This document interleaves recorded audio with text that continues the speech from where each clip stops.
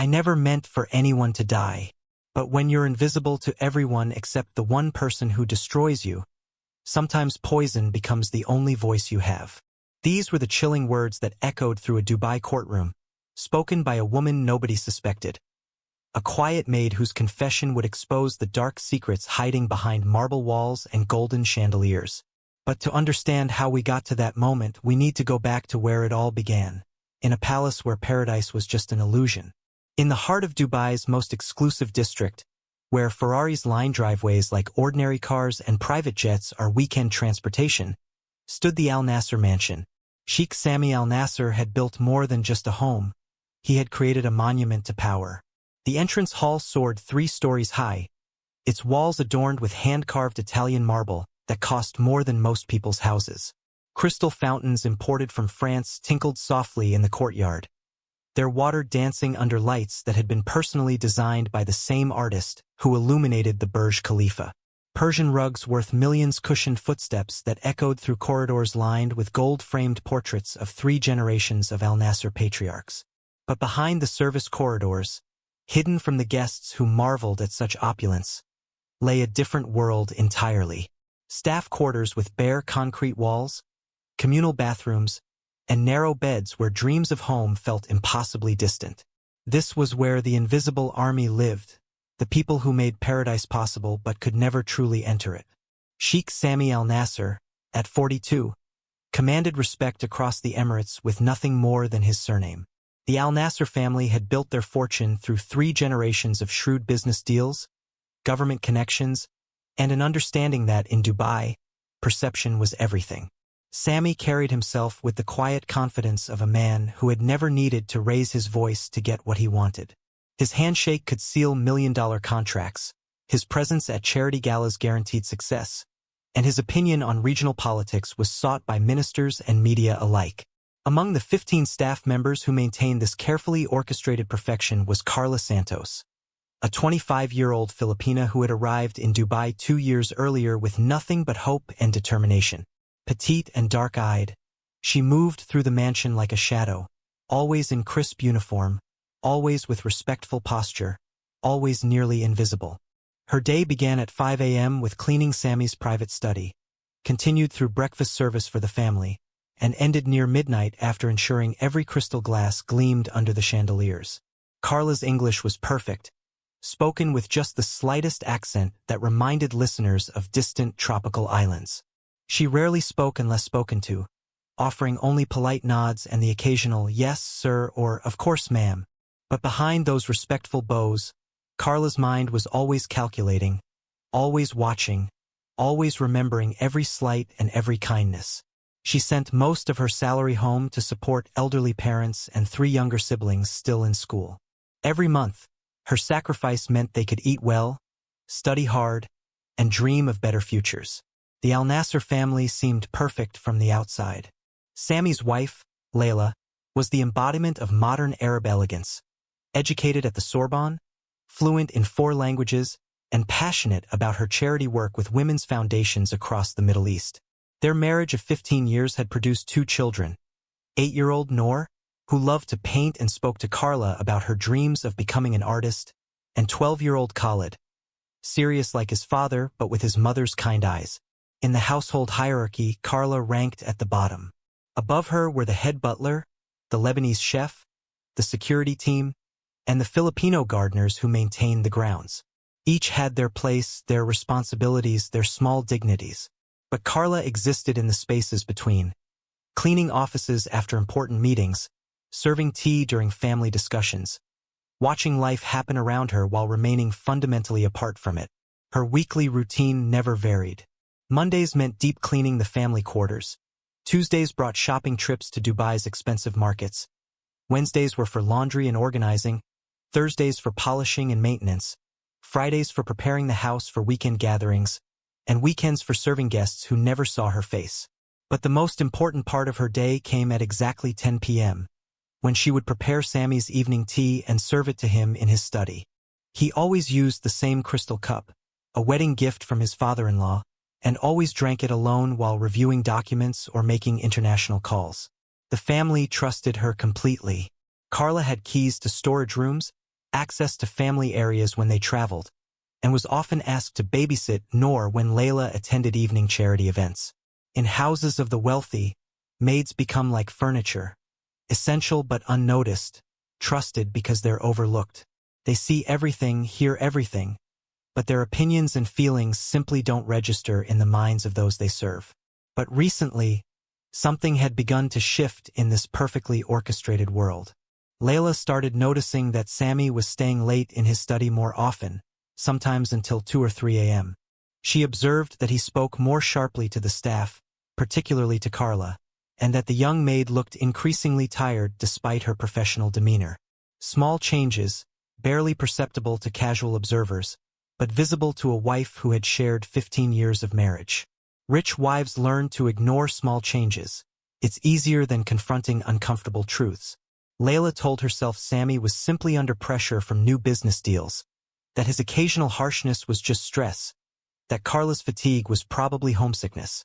After all, what could possibly go wrong in their perfect palace? But some changes are too big to ignore, and some secrets demand to be told, even if it means destroying everything. 8 months before everything fell apart, Carla was crying in the marble bathroom adjacent to Sami's study. It was a Tuesday afternoon, and she had just received news from home that her youngest brother needed surgery the family couldn't afford. The weight of supporting 5 people on her modest salary was crushing her, and for once, her carefully maintained composure cracked. She didn't hear the footsteps approaching until Sami's voice, unusually gentle, broke through her sobs. "Carla, what's wrong?" he asked, his tone softer than she had ever heard it. When she looked up, startled and embarrassed, she saw something in his eyes she hadn't noticed before, genuine concern. For the first time in 2 years, someone saw her as more than just hands that cleaned and served. Through her tears, she explained about her brother, her family's struggles, the impossible mathematics of survival that kept her awake at night. Sami listened without interruption, then quietly offered to increase her salary and provide an advance for the surgery. That act of kindness, so unexpected from a man who barely acknowledged her existence, planted the first seed of what would grow into something dangerous. The conversations began innocuously. When the family traveled, Sami would stay behind for business, and their paths would cross in empty hallways. He would ask about her family, her dreams, her life before Dubai. Small gifts appeared in her quarters. Expensive chocolate after she mentioned craving sweets from home. Perfume when he noticed her admiring Layla's fragrance. These tokens felt precious to someone who owned almost nothing, and Carla began to look forward to their brief encounters with an anticipation that should have warned her. Sami was masterful in his approach, sharing carefully chosen vulnerabilities that made Carla feel special, trusted, different from other staff. He complained about feeling lonely in his marriage, how Layla was always busy with charity work, how he felt more like a business partner than a husband. He called Carla special and different, telling her she had a wisdom that impressed him, an authenticity missing from his social circle. For a young woman isolated from family, friends, and any meaningful emotional connection, these words were intoxicating. The cultural power dynamic made resistance nearly impossible. Here was a wealthy Arab man, respected across the Emirates, choosing to confide in a poor Filipina maid. Her visa depended on his sponsorship, her job on his satisfaction, her very presence in the country on his goodwill. When he made his intentions clear, whispering promises that one day, when the children were older, he would find a way for them to be together properly, Carla felt trapped between hope and reality. The first physical contact came during one of these comforting conversations, his hand on her shoulder as she cried about missing home. The touch lingered longer than appropriate, and when she didn't pull away, he interpreted her frozen response as consent. Secret meetings began when the family traveled, stolen moments in his study, conversations that grew more intimate, boundaries that dissolved slowly until she could no longer remember where they had been. Carla knew it was wrong, knew she was betraying Layla's trust and putting herself in danger, but she was desperate for affection and security in a world where she had neither. She told herself it was love because the alternative, that she was being used by a man who saw her as disposable, was too painful to accept. In her mind, Their relationship became a romantic story of star-crossed lovers rather than the reality of exploitation it represented. 3 months before Sammy's death, morning sickness hit Carla like a revelation she couldn't ignore. The missed period, the exhaustion, the nausea that made serving breakfast nearly impossible. The signs were unmistakable. For days, she lived in denial, hoping the symptoms would disappear, that this complication wouldn't destroy the fragile fantasy she had built around their relationship. But when the second month passed with no relief, she knew she had to tell him. She chose a Tuesday evening when the family was at dinner, knowing he would come to his study afterward for his nightly tea. Her hands shook as she served him, and when he asked what was wrong, the words tumbled out in a whispered confession. His face went white, then red with anger. This wasn't part of his fantasy. This was a problem that threatened everything he had built. "This is your problem to solve," he hissed, his voice cold as Arctic wind. The man who had whispered promises of love now spoke to her like she was garbage cluttering his perfect life. He threatened deportation, promised to destroy her reputation, and ensure no other family in the Emirates would hire her. The ultimatum was clear: hide the pregnancy or face complete ruin, returning to the Philippines with nothing but shame and a child she couldn't support. The transformation was complete and brutal. Sami went back to treating her like furniture, sometimes worse. He would bark orders, criticize her work, make her feel worthless in front of other staff. Carla began wearing looser clothing, avoiding family areas when possible, and suffering alone with morning sickness she couldn't explain to anyone. She couldn't tell other staff without risking gossip that would reach Layla, couldn't afford medical care, couldn't even call home for emotional support without revealing her situation. Every morning she woke up hoping it was a nightmare. Every evening she went to bed planning her escape. But escape to what? Back to the Philippines with a child and no resources. Onto the streets of Dubai as an illegal overstayer? The walls of her golden prison were closing in, and the man she thought loved her was holding the key. The final betrayal came when Sami announced he had arranged for her emergency return to the Philippines, claiming her mother was sick and needed care. It was a lie he expected her to support, a convenient fiction that would remove his problem before it became visible. He was going to dispose of her like she had never mattered, erase 2 years of her life and months of intimacy with the stroke of a pen. That night, as Carla watched Sami laugh with his children over dinner, something fundamental shifted in her mind. The invisible maid was about to become the most important person in the house, the one who decided who lived and who died. This is the moment that separates victims from survivors, she thought, as her hand unconsciously moved to her still flat stomach. But even the best-planned revenge can spiral beyond control, and some secrets refuse to stay buried. October 23rd was a Wednesday evening like any other in the Al-Nassir household. The family gathered around their mahogany dining table as they had for 15 years, crystal glasses catching the light from the Austrian chandelier above. Sami discussed a new real estate venture in Abu Dhabi, while Layla shared updates from her Women's Foundation meeting. 8-year-old Noor excitedly described her art project, and 12-year-old Khalid talked about his upcoming football match. Normal conversation, normal laughter, normal life. None of them knowing they were living through their last ordinary evening together. In the kitchen, Carla moved with the mechanical precision of someone whose hands knew their work even while her mind raced elsewhere. Her movements appeared calm, practiced, automatic after 2 years of identical routines, but beneath her crisp uniform, her heart hammered against her ribs like a caged bird desperate for freedom. She had made her decision 3 days earlier, and tonight, there would be no turning back. At exactly 9:47 p.m., as security cameras would later confirm, Carla began preparing Sami's evening tea. She selected his preferred blend, a rare Ceylon tea he had shipped monthly from Sri Lanka, and heated the water to precisely the temperature he demanded. The crystal cup, part of a wedding gift set from Layla's father, caught the kitchen lights as she placed it on the silver tray. Everything had to be perfect, just as it had been every night for 2 years.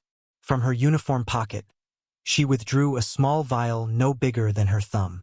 The clear liquid inside looked innocent as water, but she knew better. 3 drops, her contact at the medical clinic had told her, enough to mimic a heart attack, not enough to raise immediate suspicion. As she watched the drops disappear into the golden tea, she whispered to herself, "This is for my baby, for my dignity, for every woman he's probably destroyed before me." The walk to Sammy's study felt longer than usual, each step echoing in the marble hallway like a countdown. She knocked with the same respectful rhythm she had used 1,000 times before, entered with the same deferential posture, and placed the tray on his desk with the same careful precision. "Your tea, sir," she said in perfect English, her voice betraying nothing of the storm raging inside her chest. Sammy didn't even look up from his documents, dismissing her with the same careless wave he had used to end their affair. He was reviewing contracts for a new hotel project, completely absorbed in numbers and signatures, oblivious to the fact that he had just been served his death warrant by the woman he had discarded like yesterday's newspaper. Back in the kitchen, Carla forced herself through her normal evening routine. She washed dishes, wiped counters, organized tomorrow's meal preparations, anything to keep her hands busy while time crawled forward. 10 o'clock came and went. 10:30, 11. The screams she expected never came. The commotion she dreaded remained absent. Growing anxiety gnawed at her stomach as she began to second-guess everything. Had she miscounted the drops? Was the poison too old to be effective? Maybe this was a sign she shouldn't go through with her plan. Maybe fate was intervening to save her from becoming a killer. But at 11:43 p.m., as security footage would later show, Layla's screams shattered the silence of the mansion like breaking glass. She had gone to the study to say goodnight and found Sammy slumped over his desk, papers scattered beneath his lifeless hands, the crystal teacup empty beside his still form. Carla's performance in those crucial moments was flawless. She ran toward the screams with genuine-looking shock, her face a mask of concern and confusion. As paramedics worked frantically over Sammy's body, she cradled little Noor, whispering comfort while knowing she was the cause of this chaos. Her tears seemed real because, in a way, they were. She mourned not for the man who had betrayed her, but for the innocent person she had been before tonight. The paramedics' initial assessment was exactly what Carla had hoped for: apparent heart attack.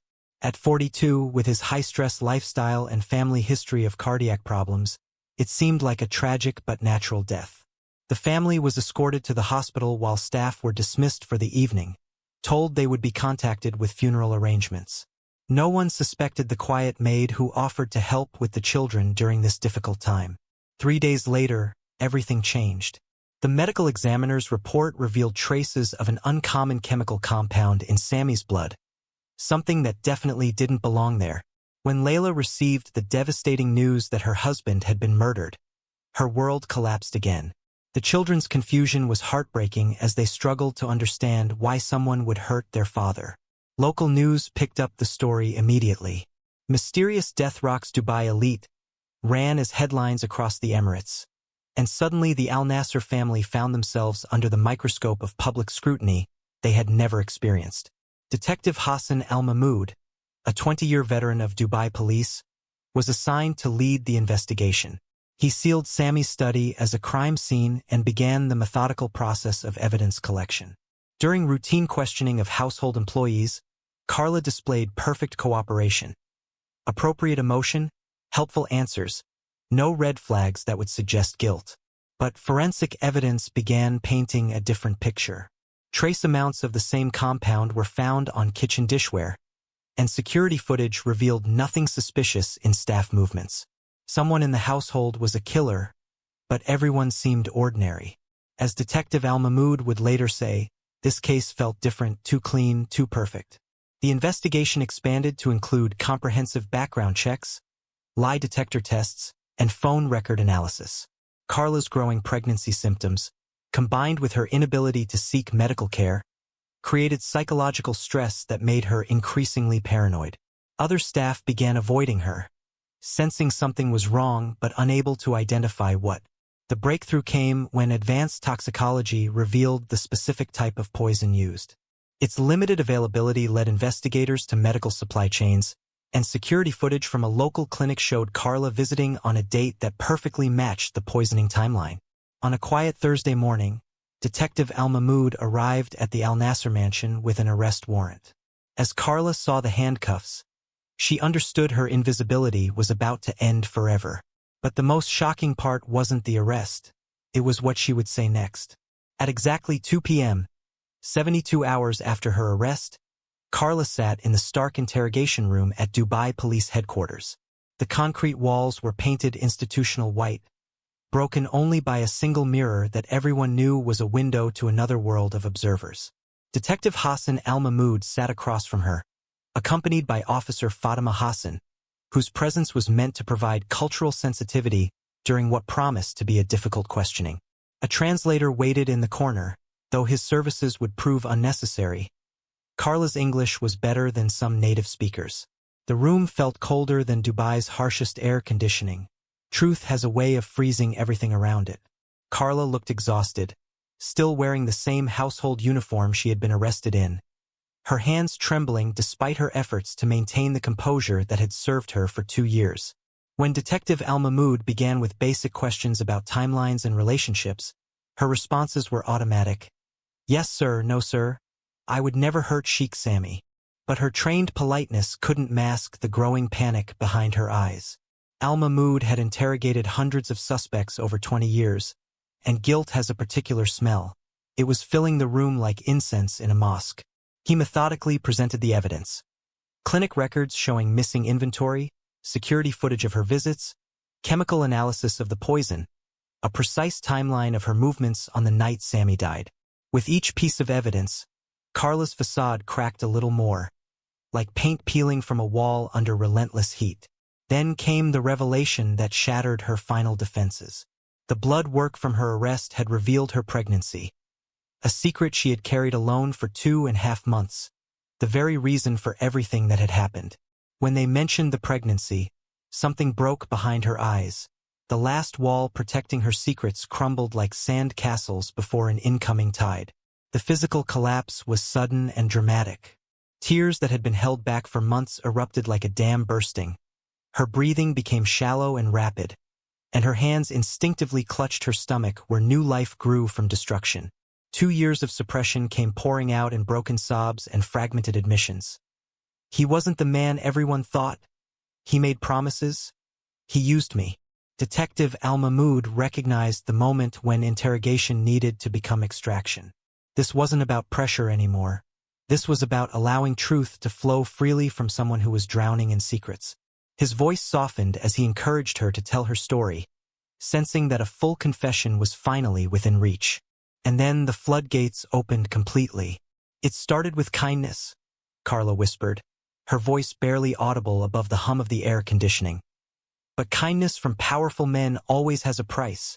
She described how isolation and dependency had made her vulnerable, how a man with absolute power over her life had slowly manipulated her into a relationship she was powerless to resist or escape. The pregnancy bombshell came next, delivered with the pain of someone reliving her worst nightmare. I thought he loved me, but when I told him about the baby, I saw who he really was. She detailed his threats of deportation, his plans to erase her from his life, his complete emotional abandonment of both her and the child they had created together. Her justification was simple and heartbreaking. I wasn't trying to be a killer. I was trying to survive. Within hours, news of the confession broke across the Emirates like wildfire. Trusted Maid confesses to poisoning prominent sheikh, screamed headlines from Dubai to Abu Dhabi. Social media exploded with hashtags and heated debates as the public struggled to process this shocking revelation. International coverage followed quickly, with news outlets in the Philippines and across the broader Middle East picking up the story of the maid whose confession had exposed the dark underbelly of domestic employment. Public opinion split immediately and dramatically. Team Carla saw her as an exploitation victim, highlighting the power imbalance and calling her actions a survival response to systematic abuse. Team Justice viewed her as a cold-blooded murderer who had betrayed family trust and crossed an unforgivable line. Cultural tensions erupted between the Filipino community, who rallied around one of their own, and traditional Emirati values that emphasized loyalty and proper behavior. The leaked confession, whether intentionally or accidentally released, provided explosive details that media outlets dissected endlessly. Psychologists explained trauma responses, legal analysts debated precedents, and cultural commentators explored the broader implications. The central question consumed the nation. Was this justice or revenge? Survival or murder? Dubai couldn't decide. The impact rippled through communities like stones thrown into still water. Filipino domestic workers faced increased scrutiny, with some losing jobs as nervous employers questioned their staff's loyalty. Wealthy families initiated comprehensive security reviews and intensified background checks. The legal system found itself caught between pressure for swift justice and demands for a fair trial that acknowledged systemic abuse. When the trial began in Dubai's highest criminal court, the courtroom was packed with supporters, protesters, and international media. Carla appeared in traditional dress, her pregnancy now visible, maintaining quiet dignity despite the circus surrounding her case. The prosecutors sought the death penalty, while her defense team painted Sami as a predator who had exploited his position of power. Carla's full testimony provided devastating details of their relationship, while character witnesses, other domestic workers, came forward with similar stories of abuse and exploitation. Expert testimony from psychologists helped explain how trauma and power dynamics could drive someone to desperate actions. But the prosecution countered with evidence of premeditation and the cold calculation required to slowly poison someone over time. The cross-examination was intense and emotional. Carla's breakdown during victim impact statements, when Layla spoke about the children who would grow up without their father, showed the human cost of her actions. Outside the courthouse, daily protests reflected a nation divided, with social media campaigns supporting both sides of an increasingly complex moral equation. After 3 days of deliberation, the jury prepared to deliver their verdict.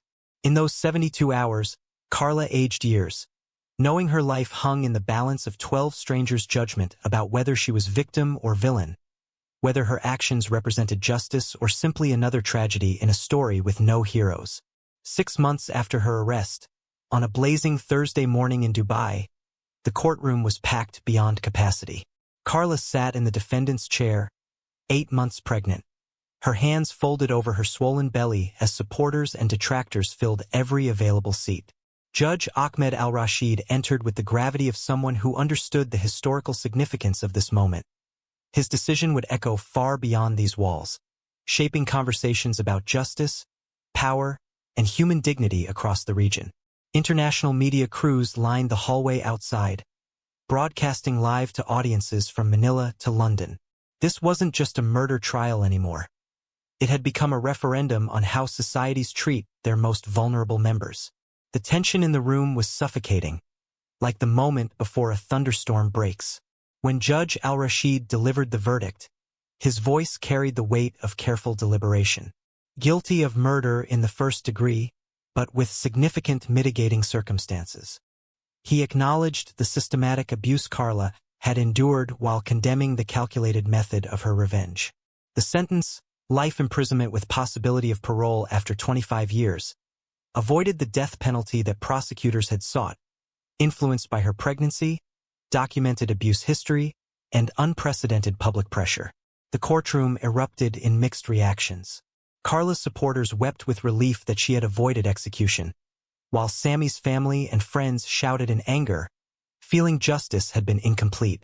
Through it all, Carla remained composed, her hand never leaving her stomach where her daughter, conceived in deception, carried through desperation, continued to grow. In her final statement, Carla's words would be quoted in newspapers worldwide. "I accept that taking a life was wrong, no matter what he did to me. But I hope my story prevents other women from reaching this desperation. I'm sorry to his children, who lost their father because of my choices. I pray my child will grow up in a world where the powerless have voices before they need weapons." The immediate aftermath was chaos. Layla Al-Nassir, speaking through tears, described feeling doubly betrayed, first by her husband's secret affair, then by the trusted employee who had destroyed their family. Defense attorneys claimed partial victory, having saved their client's life, while prosecutors expressed satisfaction that justice had been served. Outside the courthouse, protests and counter-protests continued, reflecting a nation still divided on whether Carla was victim or villain. But the real impact of this case extended far beyond the courtroom drama. Within months, the UAE implemented sweeping reforms for domestic worker protection. Anonymous hotlines were established for reporting abuse, regular welfare checks became mandatory, and foreign workers gained guaranteed access to legal representation. Employers were required to complete cultural training programs about appropriate treatment of household staff. The ripple effects spread across the region like waves from a stone thrown into still water. New domestic worker advocacy organizations formed while existing ones gained unprecedented support and funding. Employment contracts began including detailed behavioral guidelines, and community forums in mosques, churches, and community centers sparked conversations about power dynamics that had remained unspoken for generations. The Philippines government, embarrassed by international attention on their citizens' vulnerability abroad, negotiated enhanced protection agreements and expanded embassy resources. Pre-departure training for overseas workers now included comprehensive education about rights and reporting mechanisms that could prevent future tragedies. Media coverage transformed the case into a cultural phenomenon. Documentary filmmakers examined every angle. Universities developed curricula around the case, and authors explored themes of power and justice that resonated globally.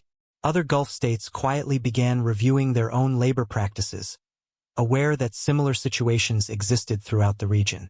From her prison cell, Carla continued advocating for change through letters and interviews that kept systemic issues in public consciousness. She became the reluctant face of labor rights movement, her criminal conviction paradoxically giving her words moral authority among those fighting for reform. 5 years later, the transformations are undeniable but incomplete. Carla remains a model prisoner, having earned a degree through correspondence courses while maintaining regular visits with her daughter, now 4 years old and living with Carla's sister. She continues writing about domestic worker protection, her advocacy work reaching international audiences who see her as proof that even the powerless can create change. Layla Al-Nassir remarried quietly, but not before becoming an unlikely advocate for domestic worker rights herself. Her foundation provides scholarships for Filipino students, creating complex legacy from tragedy. The children, now teenagers, live with extended family under protected identities, their father's reputation forever complicated by revelations of his behavior. Statistical improvements are measurable. Reported abuse cases have decreased while reporting confidence has increased. Other countries have adopted similar protective measures, though implementation gaps and cultural resistance remain significant challenges. Yet fundamental questions persist. Was Carla's sentence appropriate for someone who was both perpetrator and victim? Have these changes actually protected vulnerable workers, or simply created better paperwork? How much have attitudes genuinely shifted versus merely becoming more careful about appearances? The case forces uncomfortable examinations of moral complexity that resist simple categorization. It challenges us to consider systemic versus individual responsibility, to distinguish between legal justice and social justice, and to respect different cultural perspectives while protecting universal human rights. Most importantly, it reminds us that some of the most shocking crimes happen in the most ordinary places, carried out by people we never suspect. Power dynamics create dangerous situations when inequality meets desperation, and invisible populations remain vulnerable until societies choose to see them clearly. Before judging Carla's choices, ask yourself, what would you do if you were invisible, powerless, and desperate? Her story shows that justice isn't always black and white, but truth always matters. And sometimes the most important conversations begin with the most uncomfortable questions. In a world where millions of domestic workers still lack basic protections, Carla's confession continues to echo, challenging each of us to create environments where voices are heard before weapons become necessary.